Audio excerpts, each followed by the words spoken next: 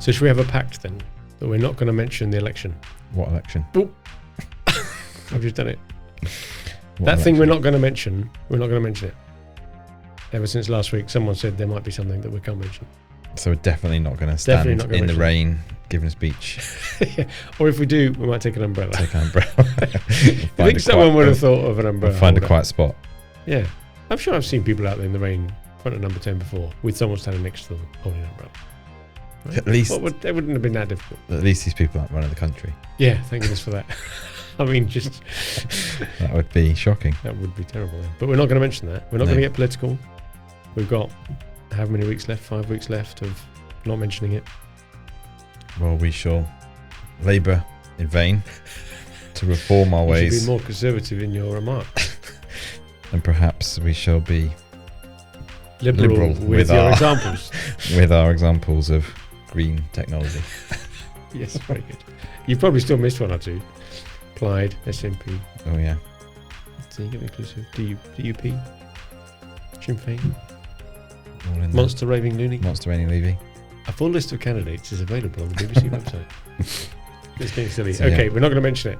So that's it. That's it. Stop You're not going to hear it. Don't come here. Don't come here for any forecast, predictions, commentary, or opinion. Other related. No. Yes. Which means we can just get on with the podcast then. Yeah. Right. Let's do a podcast. Let's do a podcast.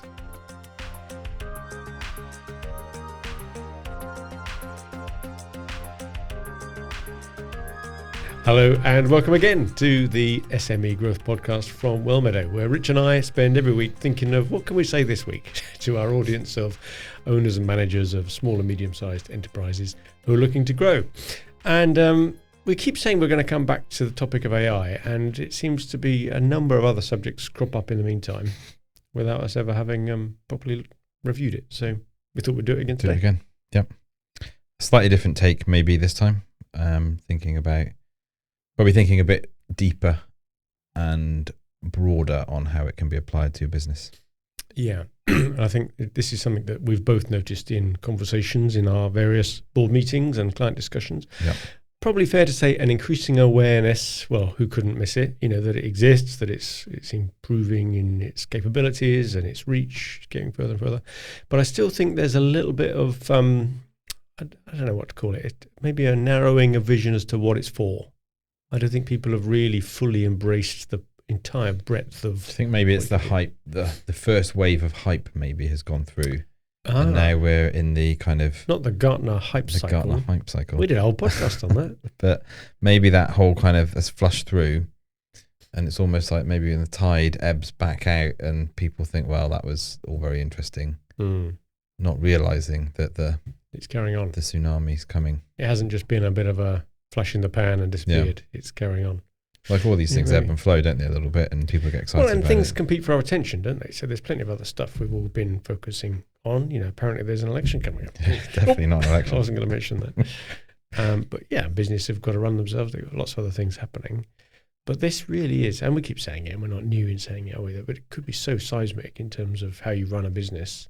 What was that quote you heard recently? The first $1 billion company with one employee or something? I think it's Sam Altman saying that he's the founder of one of the founders of OpenAI, saying that the first $1 billion company with 10 people in it is on the horizon. Yeah. And you could even imagine a day where there's $1 billion company with one person running it because AI is using everything else.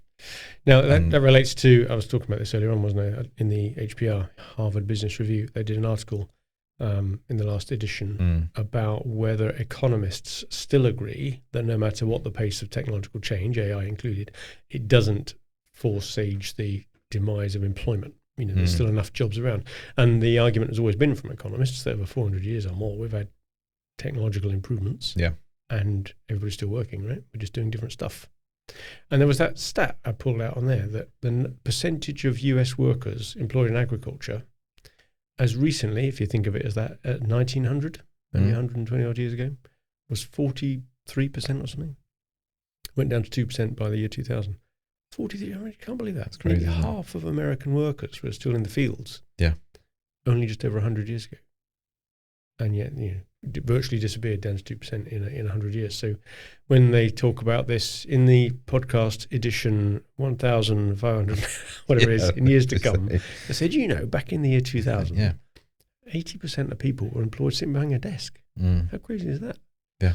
Where are they all now? Well, I had an interesting conversation over the weekend with somebody. We were talking about, he sent me an Instagram post that was kind of humorously, but making the point, saying that I thought, AI was supposed to free up all this time so that we could be creative and have all our leisure time and do all this stuff. And he goes, but it turns out that it's the one that's making all the creative stuff and I'm still doing the dishes. So that led on to a conversation around, well, are we, is that true? And I said, well, look, the robots will be able to do the dishes soon. I mean, some of the advances in robotics are quite mind-blowing. Has he got a dishwasher? Well, I've had one of those for a few decades. But I agree that the whole putting them in, emptying the dishwasher is a big pain, right? So, well, I think the point was more around the manual jobs that we're doing those rather than kind of spending time painting pictures and doing all that, because AI is doing a pretty good job of. Well, depending on your viewpoint, it's a pretty good job of that. But it can't play golf for you, can it? Or walk up a hill and give you that view in first-person experience, unless you believe that VR will do that for you. Yeah. But it was interesting, led on to conversation around universal basic income and back to the economics of it all. Gosh, this was a serious discussion you're in here. It was. It was on text to say, but okay. But I think where does it all lead? Like the economists say, if the jobs can't be created, if the technology outpaces the ability to even train for some of these jobs, then what are people going to do? But if there's been a migration of wealth towards the owners of capital, and we talked a bit about the split of the share of various economies around the world, didn't we, in a previous episode? Does it now go then to the owners of the AI? Well, or does AI itself have wealth? Well, there was Sam Altman was talking recently about ChatGPT 7, sort of thinking ahead. But rather than universal basic income, you have a slice of the GPT, and then that you could trade that for, I don't know, bread or something, or productivity, or I don't know. Well, wasn't that the original charter for OpenAI? Was it supposed to only do things to benefit humanity and to not make a profit? I think Elon Musk is suing OpenAI because he says they contravened that initial sort of charter. Well, there was a move in the 20s, I think, in America to look at energy as a currency, and you would be given a certain amount of credits for energy to, I guess we need it to heat our homes and cook our food and do other things like that. So it's not a new concept that we could actually tokenize this stuff. But this podcast has taken a different turn to what I expected. Let's get real philosophical. I was imagining, and maybe we could pull it back to this, I don't know, maybe we should carry on where we're going. Handbrake turn. Because of some recent discussions, just trying to think, if you and I have to do a brainstorm, and we've, spoiler alert, we've done it. If we did a brainstorm of all the things that already you can reasonably easily do with AI and organize it by the different departments of a company. And I think the thought behind this from our chat in the kitchen earlier when we were deciding on this week's podcast was, I wonder how many business owners and managers are sat there thinking this is something for someone else. Especially, I think marketing gets a lot of the spotlight for this because people are thinking, AI will write your blogs for you and create your images. And they probably think that marketing is going to do a load of stuff. But I wonder if people have really thought, what benefit will it bring to, I don't know, facilities and maintenance or production or supply chain or legal, finance. So many of those. So we did a bit of a brainstorm, and in the 25 minutes we've got left of our podcast, we've got a list of about 50. So we could rattle these off, but I think the intention today is to try and just get people to think a bit more widely and to start considering how are they going to meet this challenge head on in their company. Yeah. What would they do? Well, I was saying, just before we get into that, there's another HBR article that was published last year, and that was talking about how in the 90s, business process re-engineering was a huge trend, ERPs, that type of thing, and how that didn't quite deliver a lot of times the results that was anticipated. And I think in this month's HBR article, there's a whole article around how companies haven't quite delivered the results that they were hoping to for a whole range of different reasons. But how actually what it gave you was a very good backbone of data in your ERP. Whereas now, because of the way that AI is driving decision making and able to help with those sorts of things, that it opens up a whole new realm of possibility around complete new process engineering. And saying again, a bit like with digital transformation, don't just digitalize what you're already doing in paper. And almost the AI equivalent is don't just think about what you're doing today and can AI help. It's a fundamental look at who's doing what are they doing, who's doing it, is it man or machine type of thing, and actually look at the whole thing afresh with the capabilities of what AI is able to do. And I think that's the leap of imagination that lots of people haven't quite got used to. And I guess that's true of any new technology. You know, when what was it, the famous quote of something to do with memory in IBM, and we'll never need more than a megabyte of memory because you can already store the whole world's telephone numbers in a megabyte. So what do you need more than that for? That was an actual quote from back in the 60s. Or when the internet came on, what's the point? What do we need to download images for when you can just, Or phones, there's the big cameras. Exactly. But you saying that, what do you need to? Yeah, when I was in Japan when I first saw a phone with a camera on it, and we were all amazed by it, but we were asking, what's the point? What are you going to use it for? And the owner of the phone, an American who we knew we were doing business with, he said, well, it means you can put a thumbnail photo of everybody against their contact details in the phone. Oh, right, okay. I suppose that's useful. Yeah, fair enough. Thought nothing more of it. And now everybody's a photographer and a movie maker and a reporter because you've got a camera. Well, interestingly, before we last aside, promised, saw that Nokia have just released the 3310 again with 5G connection and Snake, but no emails, nothing. It's a brick phone. Brick phone with 5G. Yeah. I heard there was a trend amongst teenagers trying to take on that a bit more, so they can remain connected through like TextNet, but they're not. There's a real addiction problem, isn't there, with the scrolling and how many hours a day and stuff. Yeah. So Nokia have come out with it. See, Nokia virtually disappeared, didn't they? Yeah. Did Microsoft buy them? Don't know. Anyway, so just one more, no more asides. Come on, we did bill this episode as being a bit of a brainstorm of all the things you can do with AI in the various departments of a company. So why don't we start with marketing, because it almost gets it out of the way. I think it's been well talked about. We've talked about it a lot.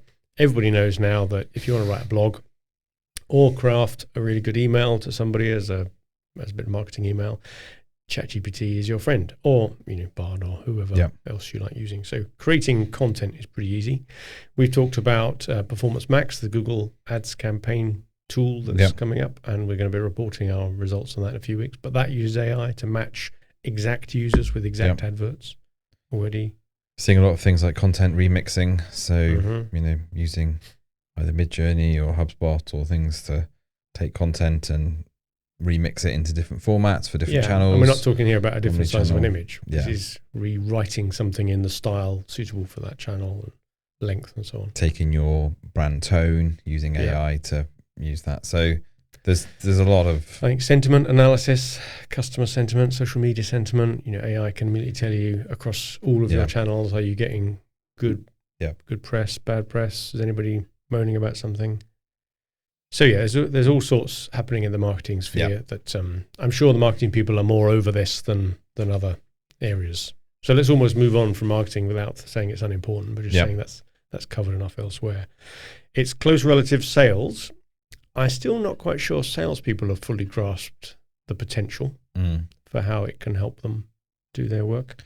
I mean, lead scoring is something that HubSpot's implemented, although it's still in beta. And I'm waiting to see the results from that. You probably have enough volume of transactions to get it to work, but it does a bit of that already. Yeah. Sales forecasting, I mean, that's probably more along the lines of machine learning a little bit, isn't it, than AI strictly. Yeah. I suppose one of the things that I've seen, I don't know if you've seen this on the adverts, and you never know if it's real or not, but there's enough around this that I think it probably is, that you could phone, there's a billboard with a number on that you could call, and it was an automated sales person, AI, on the other end that you could engage with the conversation. But these whole kind of, outreach being done by AI, voice, trained on your voice, all of that type of thing. The virtual sales assistant. Or even virtual sales person, let alone assistant, depending how complex the purchase is. Yeah, I think that could revolutionise telesales and outreach. And if you can train it on your voice, I mean, that opens up a whole can of worms, doesn't it, in terms of ethics and all that type of thing. But even not trained on your voice, just I'm calling from Wellmeadow and here I am, blah, blah, blah. Yeah, interesting. So I think, So that stuff, churn prediction, given enough data, could it tell when a regular customer is about to walk? Yeah. Is their behavior indicating something? I mean, supermarkets have been doing something similar for years, haven't they, to send marketing and coupons to people based on their buying behavior. So there's lots around sales, which I think still we're fully to see come through, because it's more in promise than actual at this stage. Yeah. Things like the sales forecasting, the lead scoring, the churn We're seeing, predictions. it talks about dynamic pricing strategies as well. I don't know if you've noticed in a lot of the supermarkets now, the pricing tickets are digital. And so I think that could be quite an interesting. Yeah, you think they'll change that by just sort of time of day and weather rather than who's standing in front of it? Don't know. Can you do that? Are you legally? I suppose you could change the price depending who it is. They do it online. I guess they must be doing it based on stock levels, and I don't even know if they are. Maybe it's more of a just what's in the bin in the row type of thing at the moment. But you could imagine that hot sunny day, lots of people coming in. Yeah. Some cameras watching the number of people. What's the dwell time outside a I guess item? that could be done using bog standard algorithms. But if you start adding in what the cameras can see, can they interpret the behavior of shoppers based on body language and that type of thing, speed of walking? Do people? Yeah. You could do a whole podcast on that too. So that's sales pretty skimmed over as well, because I think there's so much we could talk about in a whole episode on both marketing and sales, and that's clearly our bag, so to speak, with our HubSpot work. But if we start looking at some of the other departments around the business, I hope that managers in each of these departments are starting to think about these things. But if you're an owner of a business or a senior manager responsible for a number, maybe just think of a few of these and use them as a checklist to challenge your team and say, what are we doing about this area? Or what does this mean to you? What do you think? So HR. Certain bits happening in HR already. We've used it to come up with job descriptions. Obviously, you edit them, but gives you a bit of a start. CV screening. Bit of a dodgy one, that one. Careful with that. Yeah. You've got to watch the bias in that.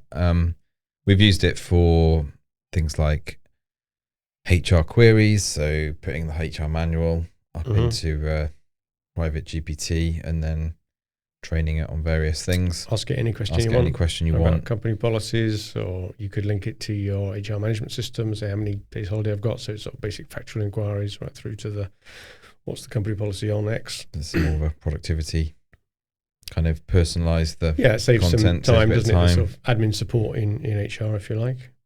But you could get into workforce planning if it could be linked into other departments as well, and skills matrices and who's retiring soon and what skills can we see happening, the gaps opening up, that type of thing. Yeah, I think back to that as well, that analysis of what is going to be needed, person versus machine versus, how many, that's an interesting kind of, Well, this is another one where ethics start getting in. But if a company has access to emails using the company server, even without humans reading them, if the AI is training itself on them, it can presumably tell an awful lot about how the employees are feeling at the moment, not just whether they're looking for a job or not, although clearly that would pop up. But if you could get employee sentiment, you might start to see all sorts of insights that ethically you might have issues with. How are we going to control all of that? But in theory, that's all doable. Personalized training programs I was interested in as well. We talked before about the fact that I use Duolingo, and that's, I think, very clever at how it serves stuff up for you that it knows you need to practice. Could be a bit algorithmic. But remember when we uploaded all of our company documents, all of our accounts, our insurance policies, our vision documents, and then we just started getting it to quiz us on our own company. Give me 10 multiple choice questions which test my knowledge of my own company.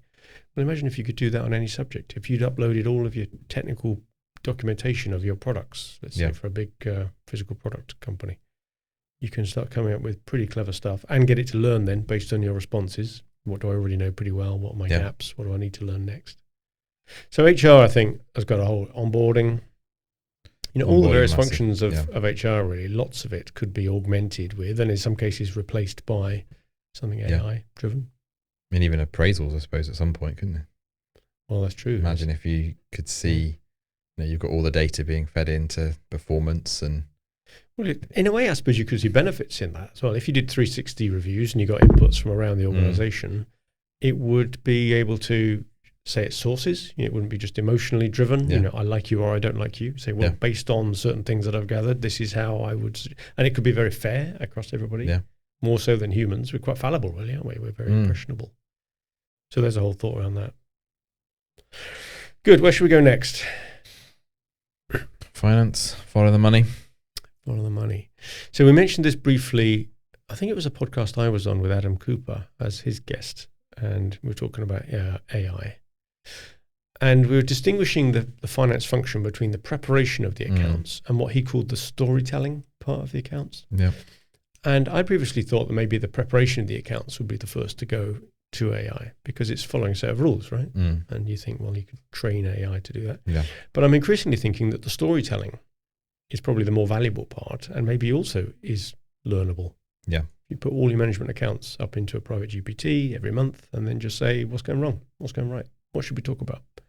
And it could use all that data to point out maybe trends that you hadn't spotted. But there's a lot of data in it. Interesting experiment. We could try that actually and say, give me a metaphor for what's going on with the accounts at the moment. Because often you use metaphors, don't you, to try and explain what's going on with something. I mean, to be fair, we gave it all of our accounts, financial accounts, for the last 10 years or something, wasn't it? And the story that it came up with as to what had happened and what hadn't happened. The evolution of the company. Evolution was scary. It's probably bob on, wasn't it, really? Yeah. It said, when had you invested in this? And then that happened, and then the COVID happened, and this is how you reacted. I mean, considering we didn't tell it any of that explicitly, it just knew it. So I think, yes, both the preparation of the accounts, you could probably tell from an invoice whether that's capital expenditure or not, and therefore whether to depreciate it off the balance sheet or to put it to revenue. Expense management, there's already not bad apps out there that help you gather that information, but to start applying the rules and paying people accordingly. Currency trading, that's already got a lot of AI investment because there's billions to be made in the markets. But at a company level, if you've got contracts in other currencies and you look at the hedge, there's already tools available for that. Fraud detection, that's an own, AML, anti-money laundering. Yeah. All of those sorts of things, I think AI is going to play a big part in that. Now, in both the positive and the negative, so it's going to be very, you could already clone somebody's voice quite easily, even clone their image quite easily, and start to go and,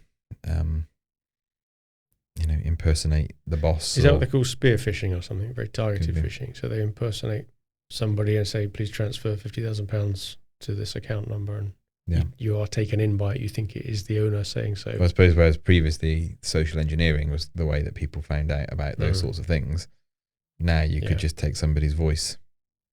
So, do you implement things like a code word or something? Or well, you mentioned that the other day, didn't you? Yeah. Maybe everybody should have a code word that they keep secret between key business partners. Yeah. Yeah, why not? I wonder if someone rang up our accountant today using yours or my voice synthesized in AI and just said, can you transfer some money? Yeah. I wonder if she would twig. Scary, because we haven't got a code word. Right. Yeah. Actually code today, word. get a code word sorted. Get code word sorted. With our accountants, And don't put it on the podcast to say what it was. So there's loads there, and I think finance departments are generally very conservative departments, so they wouldn't be rushing at this. But clearly in an organization of some size where you've got lots to deal with, especially around the purchase invoice processing, sales invoice processing, expense management, there's some tasks like that, currency. So that's there's loads more in finance, but that's just a taster. Get your appetite. IT is often run by the same people who run finance if you're in a smaller company. And there's loads you can do with that, I suppose, especially around the network and maintaining that, and predictive maintenance, when someone's laptop about to fall over so you don't get the call saying it's broken. Security, we talked about that, network security. Yeah. Automated help desks, that type of thing. Well, I guess that's a close cousin of customer support. Customer support. Yeah. Yeah. Similar sort of thing, isn't it? Why not? If people are saying, I forgot my password, then, or my printer's broken, all that sort of stuff. Already it's being used to help write software. We've done bits of code on it. We can get, ChatGPT is particularly good, actually, isn't it? At writing bits of code in either Python or JavaScript or whatever. So you can do queries. Even if you're not into that, but you do use spreadsheets and you're into your formula, then get it to write some pretty complex formula for you. I bet you not a lot of people can remember how to do array formula off the top of their head with the curly brackets and all that. Just get it to do that for you. Yep. Okay. Right, things like design. People have design departments.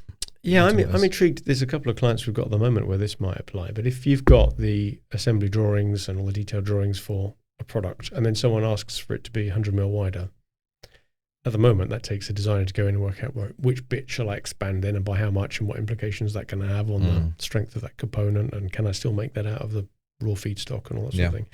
Just imagine AI is doing that for you. Supersize that, change that down. And rather than just scaling the whole thing so everything changes by 1%, choose which bit of it to scale, and then you've got all the rest staying as standard components.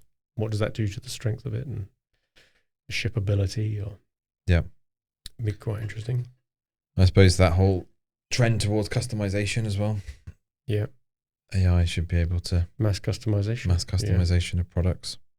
I think user testing as well. We've been talking about Microsoft's Clarity. Is it called Clarity? That product where it actually shows you the mouse movements and the clicks on your website, so you can see actually somebody behaving around it. Imagine if it was trained on enough people doing that anyway, then when you came up with a sandboxed new version of your web page, it could presumably learn from how people have interacted in the past and tell you whether that was going to be an improvement or not. Were they more likely to scroll, click the button, fill the form? I wonder if you take that even a step further to say like a focus group. You would normally have imagine you had a digital focus group where you said, right, we've actually trained 20 AIs here and we've got these demographics and these types of personalities and this is your product. And then they're going to run the evaluation on that to see whether they like it or not. I mean, you could run presumably hundreds, if not thousands of focus groups with a load of delete that it's been trained. That's a good idea. It? But assuming it's got enough content from all around the internet already, then why wouldn't it? That's a good idea. Kind of scary thought. Delete that, Pete, from the podcast. Quick, we'll commercialize that. AI assisted prototyping as well. If you could just say, give me a design that does this and describe a product and it can come up with it, especially if you can then actually manufacture it. But even if you couldn't, if you could simulate that in the digital space and then use some AI user testing simulation on it as well. How does that, is it usable? How much does it weigh? What would that cost to make?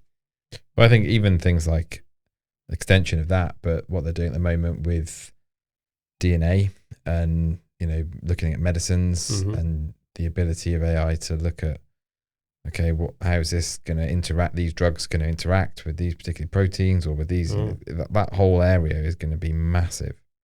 There's a lot of ethical things around, that type of thing, but that's where it takes the trial and error out, doesn't it? I remember one of my university projects, which is a few decades ago now, was to build a machine that would dose 10 grams of any ingredient so that they could have 1,000 ingredients on a shelf and then randomly combine them all to see which ones had properties that were useful.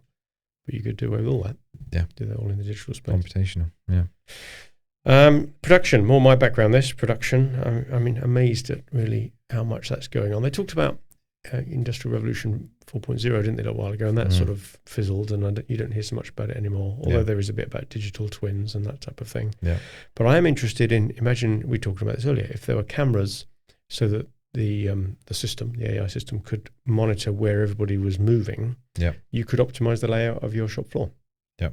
Because it knew both where the products and where the people were moved and what were the wasted journeys. You could, that used to be a very manual exercise, didn't it? Working out how to lay things out. Yeah. You could do that completely automatically. Maybe predictive maintenance as well. Once again, a bit of Internet of Things coming in with lots of sensors, but trying to work out when is that machine next likely to break down, and 12 hours before, let's schedule a maintenance stop. Then. Well, and who's doing the maintenance? Is it the bots going in to kind of do it, or is it a person? Inventory, I think probably most companies have still got a reasonably basic version of reorder level, reorder quantity, safety stock type of analysis for how much stock to hold. But imagine if you could be more intelligent about that. Yeah. You could reduce inventory. That might be quite good. See what could come up with it. And all sorts of production monitoring, and a bit like the accounts. There's so much data available in a production environment, but you can't possibly analyze it all. But imagine if you had an AI bot overlooking it all, and it could then highlight the bits that you needed to go and investigate rather than being bombarded by millions of OEE statistics every day and all the component parts. Yep. Supply chain.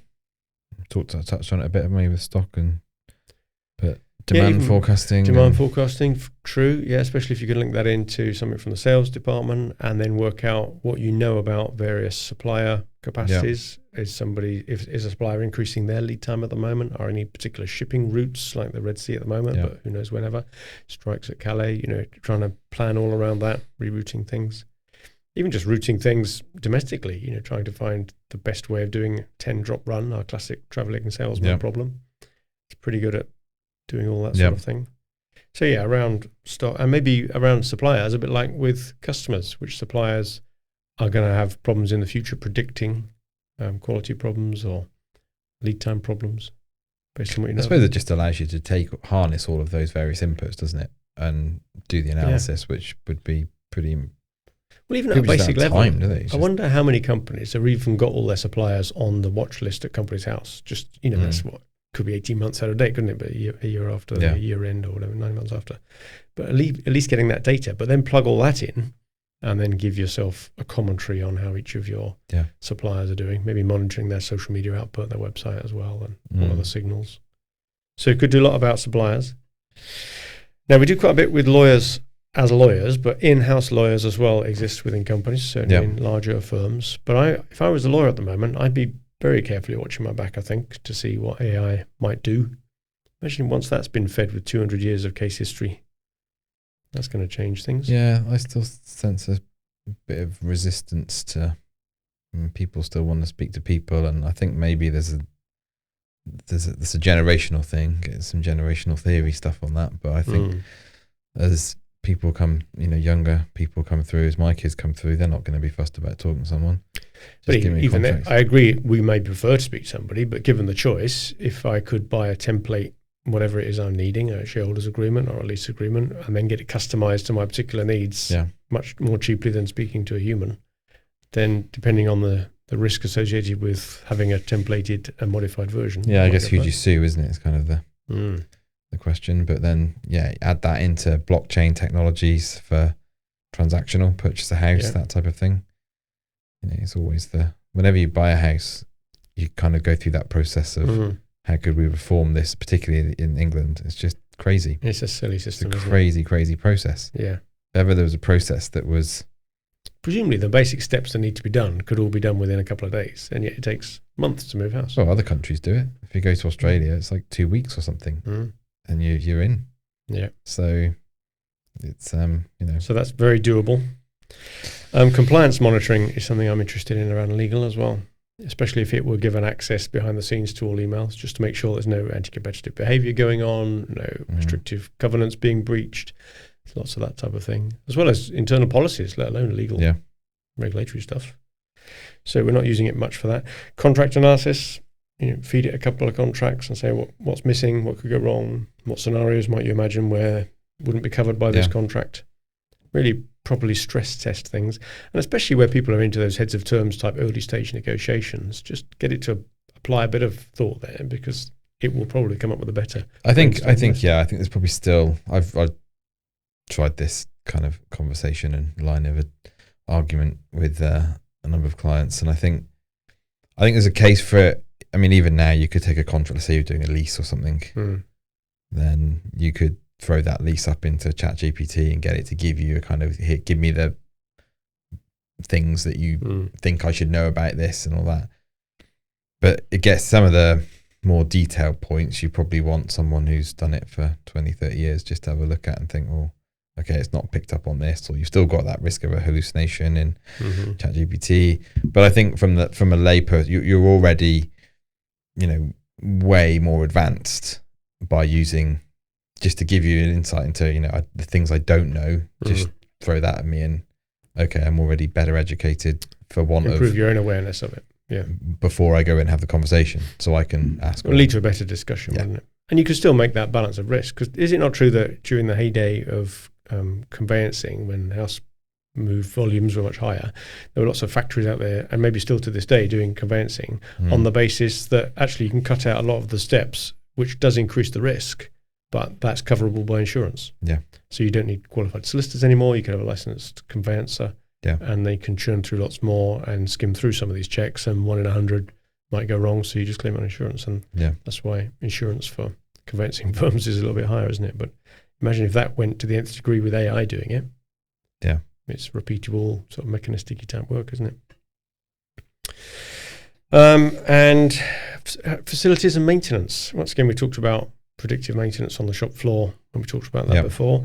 But energy management, imagine if you could spot when there are going to be peaks and troughs, especially if you were able to take advantage of the half-hourly pricing of electricity and shift demand. You might be able to save a lot of energy through that. Yeah. Quite interesting. Space utilization, we talked about. Even warehouse management systems, I'm sure, are getting into that. Where to put that, I should imagine Amazon have got this down to fine art, but where to put each item of stock to minimize pick time, replenish time. Cleaning that stuff. Cleaning robots. I mean, we had a robot Hoover. Yeah. Way back in the day. So imagine an AI-enabled one, so that it could go and spot clean stuff rather than just clean the whole thing. Yeah, phenomenal. So, I mean, all we've done there is list a dozen departments and come up with some quickly brainstormed ideas. Yeah. I think the message we're trying to give here to business owners and senior managers is challenge each of your departments to come up with their own list. And if they can't, then ChatGPT it yourself. Ask it, give me 10 ideas for each department, and then have a discussion with that department. And if you get a no to everything, maybe that's a red flag. Something surely is going to be applicable. So at least be aware of that. And then maybe set out a plan so that each department is trying something or at least predicting the impact it might have on them and mitigating that. Yeah, and this is quite a generic list, isn't it? If we put in more specifics about our own business, we're going to get a much more tailored list and have a much more discussion. Sure. Yeah, I think if I had a product company now, I'd be definitely uploading all the product catalogs, probably with transcripts of interviews from the suppliers so they could explain to me the nuances of a product and customer feedback. And then that could be used for onboarding, for training, for quizzing, for customer support. Once you've got that data, you've got to give it to a model to start it training soon and then start using it. That's how you learn. So yeah, I think this is somewhere where there's some serious competitive advantages to be gained by those companies that take it seriously and probably dedicate resource to it. It's almost going to be there's a couple of clients thinking about that at the moment, aren't they? Actually coming up with the idea of an internal AI champion or whatever person. And interestingly, it's not a subject that needs an awful lot of investment. You don't have to build your own supercomputer to do this stuff, do you? There's so many models out there now. It's just the human time. But surely there's a payback here. Think how much efficiency is to be gained. But you probably need that helicopter 40,000 foot view of the whole business really to see how does all this stuff talk to each other. Don't have, you want everything to be able to integrate and and you've got to have full business process engineering. Holistic view of it all, and also from a leader's point of view, be at the same time aware of the potential benefits, which is great, but also reassure the members of your team that there's so much more to be done. Yeah. This isn't about us halving the size of the company in employment terms. This is about doing more with the same, not more with less. We're all overloaded all day long, so take out some of the tasks that can be taken out and then free up more time to do other things. But you need that curiosity and creativeness to come up with the other things, not just carry on doing the same. And then depending on what happens with the election, this might be more important or not. So who knows? We weren't going to talk about that. Controversial topics relating to elections.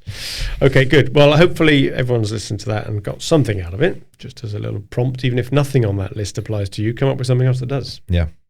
This is coming over the hill at us, everybody. So make best use of it. Early adopters and all that.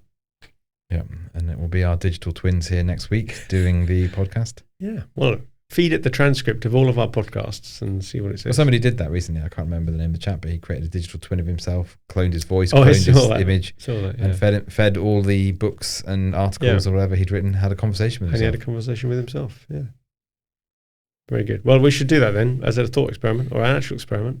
Feed it all the transcripts of all of our podcasts. And then say, what would you talk about in next week's? And write the script for us, and then even do the podcast. Yeah. Scary stuff. We can go on and do other things instead. Okay, I hope you found that useful or interesting. That has been another episode of the SME Growth Podcast from Wellmeadow, where every week we try and come up with something to talk to you about, just to sort of pique your interest in something that maybe had passed you by, or you should be spending a bit more time thinking about. Please pass on any tips to your friends that this is a good podcast to listen to. We're gradually growing in numbers every week, so thank you everybody who has already done that. Much appreciated. And in the meantime, good luck with your business.